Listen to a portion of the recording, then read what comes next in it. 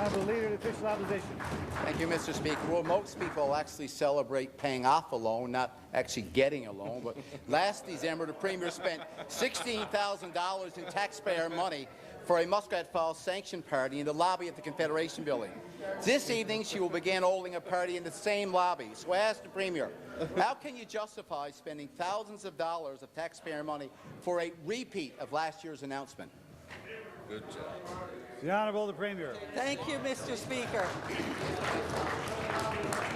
Thank you, Mr. Speaker. And Mr. Speaker, once again today, we see the predominant attitude that has coloured every response from members of the opposition with regard to the development of this project, Mr. Speaker. Small-mindedness, Mr. Speaker. Small-mindedness will not apply on this side of the House, Mr. Speaker. This is a landmark development in the history of Newfoundland and Labrador, Mr. Speaker. Has been attempted for many times in our history, Mr. Speaker, and completed for the first time under this Tory government. The Honourable Leader of the Official Opposition.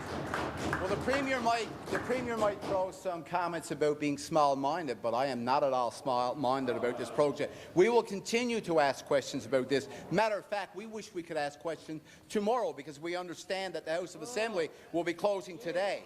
So here we are again on the eve of a so-called major announcement about Muskrat Falls. Many of the details you've known since November the 29th, and we will not have an opportunity to question government about the contents of the announcement tomorrow. So ask the Premier, is this correct? Will you be closing the House today? The Honourable the Premier. Thank you, Mr. Speaker.